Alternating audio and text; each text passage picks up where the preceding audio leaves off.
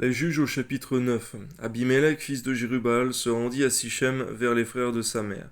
Et voici comment il leur parla, ainsi qu'à toute la famille de la maison du père de sa mère.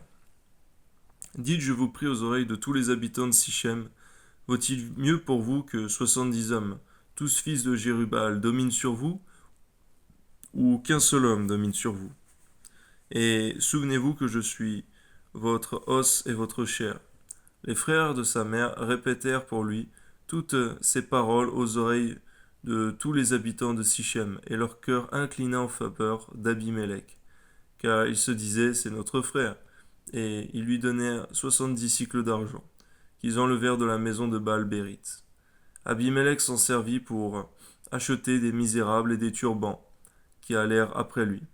Il vint dans la maison de son père à Ophra, et il tua ses frères, fils de Jérubbaal, 70 hommes, sur une même pierre. Il n'échappa que Jotham, le plus jeune fils de Jérubbaal, car il s'était caché. Tous les habitants de Sichem et toute la maison de Milo se rassemblèrent. Ils vinrent et proclamèrent roi Abimélec près du chêne planté dans Sichem. Jotham en fut informé et alla se placer sur le sommet de la montagne de Garizim, et voici ce qu'il leur cria à haute voix.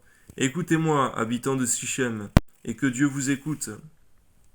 Les arbres partirent pour aller oindre un roi, et leur mettre à leur tête. Ils dirent à l'olivier, règne sur nous. Mais l'olivier leur répondit, renoncerai-je à mon huile, qui m'assure les hommages de Dieu et des hommes, pour aller planer sur les arbres? Et les arbres dirent au figuier, viens, toi règne sur nous. Mais le figuier leur répondit, renoncerai-je à ma douceur et à mon excellent fruit, pour aller planer sur les arbres? Et les arbres dirent à la vigne, viens, toi, règne sur nous. Mais la vigne leur répondit, renoncerai-je à mon vin, qui réjouit Dieu et les hommes, pour aller planer sur les arbres? Alors tous les arbres dirent au buisson d'épines, viens, toi, règne sur nous. Et le buisson d'épines répondit aux arbres, si c'est de bonne foi que vous voulez moindre pour votre roi, venez, réfugiez-vous sous mon ombrage, sinon un feu sortira du buisson d'épines et dévorera les cèdres du Liban. Maintenant, est-ce de bonne foi et avec intégrité que vous avez agi en proclamant roi Abimélec? Avez-vous eu de la bienveillance pour Jérubbaal et pour sa maison? L'avez-vous traité selon les services qu'il a rendus? Car mon père a combattu pour vous, il a exposé sa vie, il vous a délivré de la main de Madian, et vous, vous êtes levé contre la maison de mon père. Vous avez tué ses fils, 70 hommes, sur une même pierre, et vous avez proclamé roi les habitants de Sichem Abimélec, fils de sa servante, parce qu'il est votre frère. Si c'est de bonne foi avec intégrité, qu'en ce jour vous avez agi envers Jérubbaal et sa maison, eh bien qu'Abimélec fasse votre joie, et que vous fassiez aussi la sienne. Sinon, qu'un feu sorte d'Abimélec et dévore les habitants de Sichem et la maison de Milo, et qu'un feu sorte des habitants de Sichem et de la maison de Milo et dévore Abimélec. Jotham se retira et prit la fuite, et s'en alla à Bér, où il demeura loin d'Abimélec, son frère. Abimélec avait dominé 3 ans sur Israël. Alors Dieu envoya un mauvais esprit entre Abimélec et les habitants de Sichem. Les habitants de Sichem furent infidèles à Abimélec, afin que la violence commise sur les 70 fils de Jérubbaal reçût son châtiment, et que leur sang retombât sur Abimélec leur frère, qui les avait tués, et sur les habitants de Sichem, qu'il avait aidés à tuer ses frères. Les habitants de Sichem placèrent en embuscade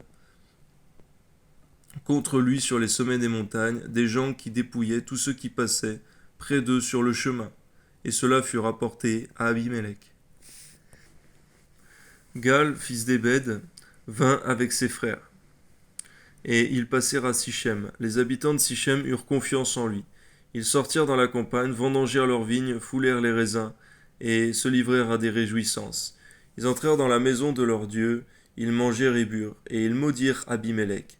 Et Gal, fils d'Ébed, disait, qui est Abimélec, et qu'est Sichem, pour que nous servions Abimélec? N'est-il pas fils de Jérubbaal, et Zébul n'est-il pas son commissaire? Servez les hommes de Hamor, père de Sichem. Mais nous, pourquoi servirions-nous Abimélec? Oh, si j'étais le maître de ce peuple, je renverserais Abimélec. Et il disait d'Abimélec, renforce ton armée, mets-toi en marche. Zébul, gouverneur de la ville, apprit ce que disait Gaal, fils d'Ébed, et sa colère s'enflamma. Il envoya secrètement des messagers à Abimelech pour lui dire, Voici, Gaal, fils d'Ébed, et ses frères sont venus à Sichem. Ils soulèvent la ville contre toi. Maintenant, pars de nuit, toi et le peuple qui est avec toi, et mets-toi en embuscade dans la campagne. Le matin, au lever du soleil, tu fondras avec impétuosité sur la ville, et lorsque Gaal et le peuple qui est avec lui sortiront contre toi, tu feras ce que tes forces permettront. Abimelech et tout le peuple qui était avec lui partirent de nuit, et ils se mirent en embuscade près de Sichem, divisés en 4 corps. Gaal, fils d'Ébed, sortit et se tint à l'entrée de la porte de la ville. Abimelech et tout le peuple qui était avec lui se levèrent alors de l'embuscade. Gaal aperçut le peuple, et il dit à Zébul, Voici un peuple qui descend du sommet des montagnes. Zébul lui répondit, C'est l'ombre des montagnes que tu prends pour des hommes. Gaal, reprenant la parole, dit, C'est bien un peuple qui descend des hauteurs du pays, et une troupe arrive par le chemin du chêne des devins.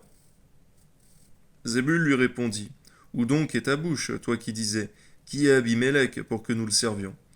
N'est-ce point là le peuple que tu méprisais? Marche maintenant, livre-lui bataille. Gaal s'avança à la tête des habitants de Sichem et livra bataille à Abimelech. Poursuivi par Abimelech, il prit la fuite devant lui, et beaucoup d'hommes tombèrent morts jusqu'à l'entrée de la porte. Abimelech s'arrêta à Rouma, et Zébul chassa Gaal et ses frères, qui ne purent plus rester à Sichem. Le lendemain, le peuple sortit dans la campagne. Abimelech, qui en fut informé, prit sa troupe, la partagea en 3 corps, et se mit en embuscade dans la campagne. Ayant vu que le peuple sortait de la ville, il se leva contre eux et les battit. Abimelech et les corps qui étaient avec lui se portèrent en avant, et se placèrent à l'entrée de la porte de la ville. 2 de ces corps se jetèrent sur tous ceux qui étaient dans la campagne, et les battirent. Abimelech attaqua la ville pendant toute la journée, s'en empara, et tua le peuple qui s'y trouvait. Puis il rasa la ville et y sema du sel. À cette nouvelle, tous les habitants de la tour de Sichem se rendirent dans la forteresse de la maison du dieu Bérite. On avertit Abimelech que tous les habitants de la tour de Sichem s'y étaient rassemblés. Alors Abimelech monta sur la montagne de Tsalmon, lui et tout le peuple qui était avec lui. Il prit en main une hache, coupa une branche d'arbre, l'éleva et la mit sur son épaule. Ensuite il dit au peuple qui était avec lui, Vous avez vu ce que j'ai fait, hâtez-vous de faire comme moi. Et ils coupèrent chacun une branche. Ils suivirent Abimelech, ils placèrent les branches contre la forteresse, et l'incendièrent avec ceux qui y étaient. Ainsi périrent tous les gens de la tour de Sichem, au nombre d'environ 1000 hommes et femmes. Abimelech marcha contre Thébet, et il assiégea Thébet, et s'en empara. Il y avait au milieu de la ville une forte tour, où se réfugièrent tous les habitants de la ville, hommes et femmes. Ils fermèrent sur eux et montèrent sur le toit de la tour. Abimelech parvint jusqu'à la tour, il l'attaqua et s'approcha de la porte pour y mettre le feu. Alors une femme lança sur la tête d'Abimelech un morceau de meule de moulin et lui brisa le crâne. Aussitôt il appela le jeune homme qui portait ses armes et lui dit, Tire ton épée et donne-moi la mort, de peur qu'on ne dise de moi, c'est une femme qui l'a tué. Le jeune homme le perça, et il mourut.